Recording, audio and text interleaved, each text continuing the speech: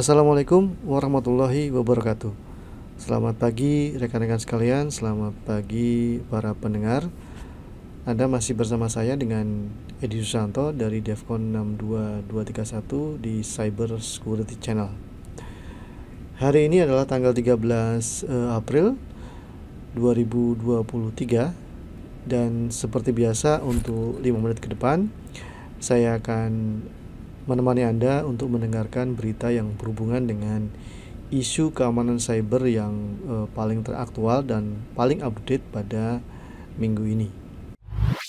Topik pada episode kali ini adalah adanya spyware dari Israel yang mentargetkan para pengguna iPhone dengan metode zero click exploit.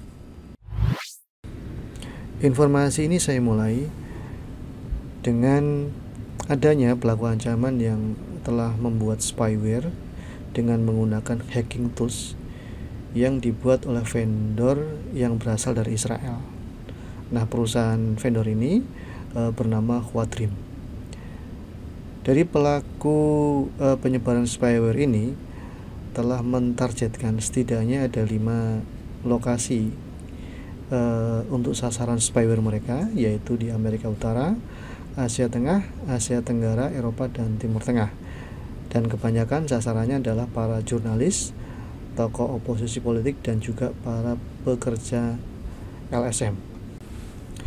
Menariknya, sasaran mereka adalah kemudian para pengguna iPhone, terutama yang paling berpotensi adalah yang menggunakan iOS di versi 14, 14.4, dan 14.4.2. Jadi mekanismenya mereka menggunakan exploit yang dinamakan end of days. End of days ini kemudian menggunakan undangan kalender iCloud yang tidak terlihat, yang ternyata dikirimkan oleh operator spyware ke target ataupun korban-korban mereka. Sementara itu, sebuah tim intelijen ancaman dari Microsoft juga telah melacak Quadrim tersebut sebagai tim DF0196. Jadi tim ini adalah merupakan semacam tentara bayaran yang memang mengkhususkan diri pada kejahatan dunia maya. Ya, memang meskipun Quadrim kemudian tidak terlibat langsung di dalam pentargetan spyware tersebut, tetapi Quadrim diketahui menjual semacam layanan online, ya, semacam service untuk melakukan eksploitasi dan malware kepada pelanggan yang berkecimpung di bidang pemerintah ataupun raksasa-raksasa teknologi lainnya. Nah, di sini menariknya karena seperti yang beberapa saat lalu pernah saya ulas di beberapa tulisan saya, bahwa memang sekarang tren untuk kejahatan cyber ini meningkat lebih canggih, sebab ada beberapa perusahaan-perusahaan yang kemudian menyediakan layanan SaaS atau Software as a Service. Dengan demikian, kalau kita ingin membuat malware, kemudian spyware, ataupun aplikasi untuk melakukan hack ke target kita, entah itu musuh, entah itu teman, ataupun yang lain, ini kita tinggal subscribe saja layanannya dan kita langsung mendapatkan aplikasi yang siap untuk dipakai dan siap untuk disebarkan. Kemudian ada malware yang bernama Kingspawn. Malware ini berisi 2 agen. Yang pertama bertindak sebagai agen monitor, dan yang kedua bertindak sebagai agen utama. Agen monitor bertanggung jawab untuk mengurangi jejak forensik dari malware tersebut dan untuk menghindari deteksi.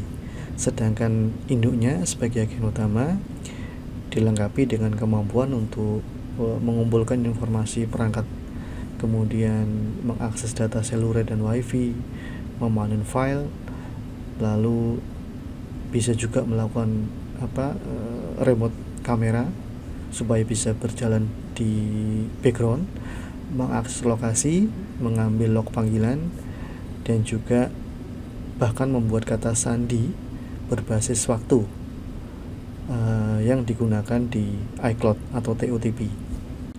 Sedangkan di sampel malware jenis lain ternyata juga mendukung adanya perekaman audio dari panggilan telepon dan mikrofon. Dan lebih jauh lagi, dia bisa menjalankan query dalam database SQL, mampu membersihkan jejak forensik, seperti misalnya menghapus semua acara kalender dari 2 tahun yang lalu sebelum saat ini, dan supporting ekstraksi data melalui permintaan HTTPS POST.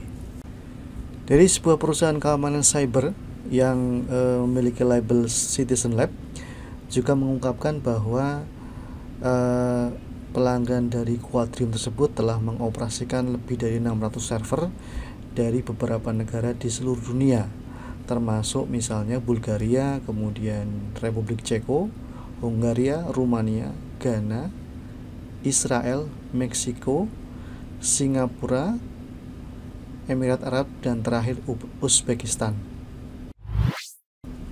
Demikian yang tadi dapat saya sampaikan pada episode podcast kali ini, di mana kita sudah membahas tentang adanya spyware yang mentargetkan pengguna iPhone.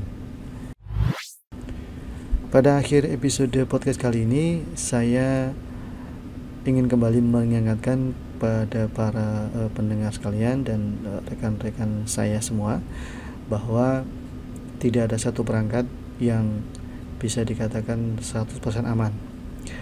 Cepat atau lambat akan ditemukan celah, dan ini bisa dieksploitasi karena memang teknologi akan selalu berkembang di dua sisi, baik dari sisi kejahatan cybernya yang mendukung kejahatan cyber maksud saya, dan juga dari sisi keamanan cyber yang bertugas untuk menanggulangi potensi kelemahan-kelemahan yang muncul di suatu perangkat ataupun suatu aplikasi ataupun suatu device. Itu saja, dan jika Anda memiliki kritik dan saran tentang program ini, tentang channel cybersecurity ini, silahkan kunjungi www.devcon62231.com.